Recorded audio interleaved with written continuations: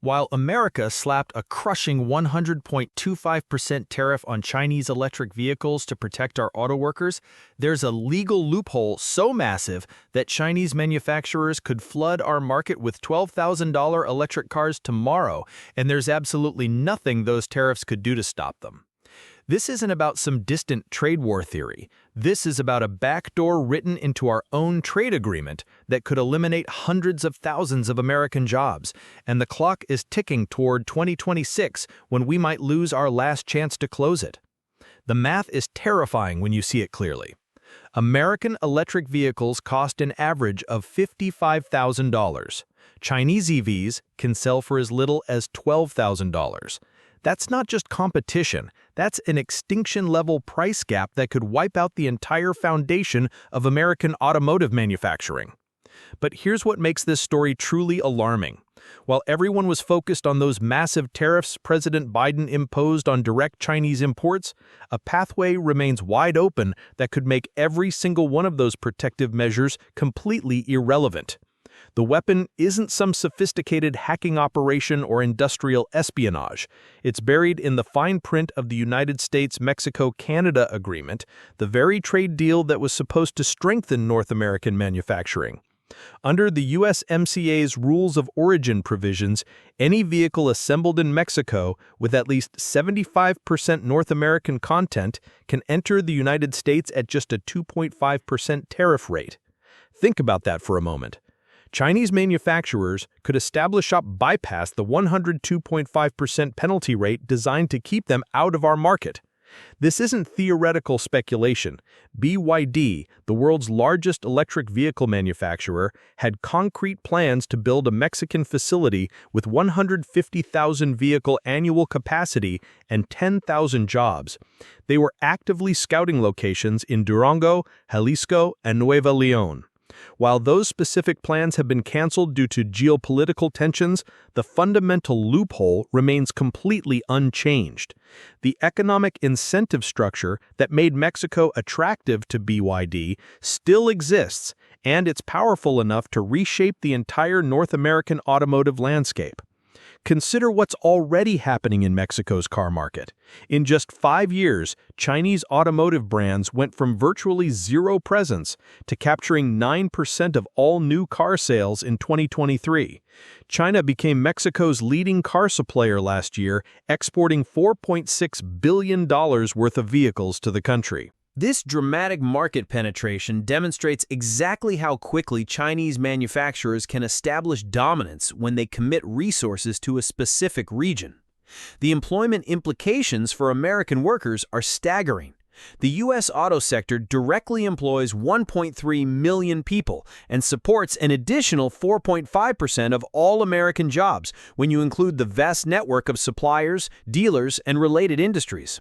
The Alliance for American Manufacturing has described low-priced Chinese EVs as a potentially extinction-level event for America's auto industry. These aren't union talking points or political hyperbole. These are economic realities based on fundamental cost structures that American manufacturers simply cannot match when competing against state-subsidized Chinese production. The Chinese government provides massive subsidies that enable their manufacturers to sell vehicles at prices that would bankrupt any private company operating without government support. This creates what economists call predatory pricing on a national scale. Chinese manufacturers can afford to lose money on every vehicle sold in foreign markets because their government views automotive dominance as a strategic national priority, not a commercial enterprise that needs to generate profit. What makes the Mexico strategy particularly sophisticated is how it exploits the exact same regional content requirements that were designed to protect North American manufacturing. The USMCA mandates that 40% of vehicle content must be manufactured by workers earning at least $16 per hour, and 70% of steel and aluminum must be sourced from the region. Chinese companies can meet these requirements while still maintaining their cost advantages through government subsidies, advanced manufacturing processes, and economies of scale that dwarf American production capacity. The national security dimensions of this challenge extend far beyond traditional employment concerns. Modern electric vehicles are essentially computers on wheels, capable of collecting vast amounts of data about American infrastructure, travel patterns, and daily routines. GPS tracking, remote operation capabilities, and constant connectivity mean that Chinese-manufactured vehicles operating throughout American communities could provide unprecedented intelligence-gathering opportunities for foreign governments. The Biden administration recognized these risks and moved aggressively to address them. The 102.5% tariff on direct Chinese EV imports was accompanied by 25% tariffs on EV batteries and components, plus regulations banning connected car technology from China and requiring American-made EVs receiving federal tax credits to exclude Chinese battery components and critical minerals. However, vehicles assembled in Mexico under Chinese ownership could potentially circumvent these restrictions while still accessing the U.S. market under USMCA preferences. The political response has been remarkably bipartisan, which tells you something about how serious this threat is perceived across the spectrum. Ontario Premier Doug Ford has called for Mexico's complete exclusion from the USMCA, describing the country as a backdoor for Chinese manufacturers. U.S. senators from both parties have called for outright bans on Chinese EVs, with several describing them as an existential threat to American industry. The United Auto Workers initially welcomed Trump administration tariffs, identifying specific plants across Michigan, Ohio, Tennessee, and other automotive states that could benefit from reshored production. The 2026 USMCA review represents what may be our last best opportunity to address this loophole before it becomes an irreversible competitive disadvantage. Under Article 34 of the agreement, the three parties must decide whether to extend the USMCA for another 16 years or allow it to expire in 2036. This review process provides leverage for renegotiating terms, but it also creates uncertainty that could accelerate Chinese investment decisions if manufacturers believe the window is closing. Industry experts have proposed 11 specific policy recommendations to address the Chinese threat, including exclusionary tariffs on all Chinese automobile imports and provisions to exclude vehicles manufactured by companies headquartered in non-market economies from receiving preferential treatment under any trade agreement.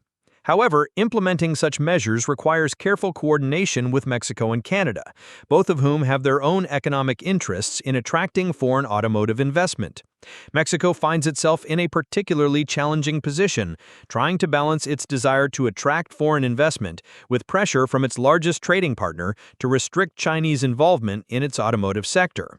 Mexican President Claudia Sheinbaum has emphasized prioritizing the U.S. relationship, recently increasing tariffs on imported vehicles from 15% to 20%, and scaling back incentives for Chinese automakers under American pressure. But Mexico's willingness to completely exclude Chinese investment in exchange for maintaining USMCA preferences remains an open question. The broader implications extend to American technological leadership in the electric vehicle transition.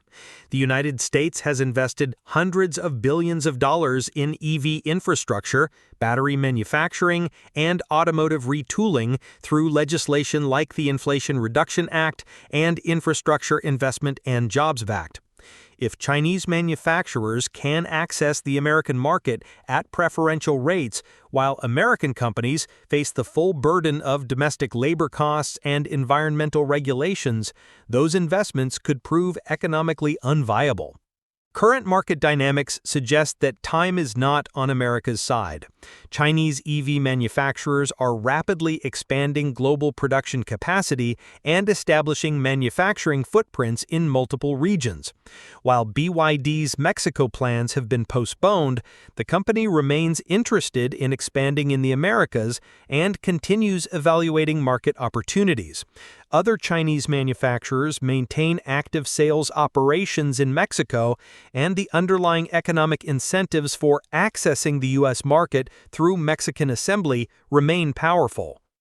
The challenge represents a test case for how American trade policy can adapt to address state-sponsored industrial competition in emerging technology sectors. Traditional trade remedies were designed for commercial disputes between private companies, not situations where foreign governments subsidize entire industries as instruments of national strategy. Success in closing the USMCA loophole while maintaining beneficial North American trade relationships will require sustained political commitment, strategic policy design, and careful diplomacy with partners who have their own economic priorities. The stakes extend beyond automotive manufacturing to America's position in the global technology race. Electric vehicles represent the future of transportation, and whoever dominates EV manufacturing will likely shape related industries, including batteries, charging infrastructure, autonomous driving systems, and vehicle-to-grid integration. Allowing Chinese manufacturers to capture the American EV market through trade agreement circumvention could permanently disadvantage American companies in these emerging technology sectors. What happens next depends largely on political decisions made over the next 18 months, leading up to the 2026 USMCA review. American policymakers must balance protecting domestic manufacturing and employment against maintaining beneficial trade relationships with Mexico and Canada. Too aggressive an approach could damage important partnerships and potentially accelerate the very outcomes they seek to prevent. Too passive a response could result in the gradual hollowing out of American automotive manufacturing as Chinese companies establish dominant market positions through preferential access. The USMCA loophole targeting American jobs isn't a hidden clause in some secret agreement. It's an unintended consequence of trade rules designed to strengthen North American manufacturing that could instead enable its systematic displacement by state-subsidized foreign competition. Whether America can close this backdoor before it undermines hundreds of thousands of jobs and decades of industrial investment may determine not just the future of our automotive sector, but our capacity to compete in the technology-driven economy of the 21st century. The question isn't whether Chinese EV manufacturers have the capability and incentive to exploit this pathway. They've already demonstrated both in markets around the world. The question is whether American leadership has the political will and strategic vision to address this challenge before the window of opportunity closes permanently. With 18 months until the USMCA review, that window is narrowing fast.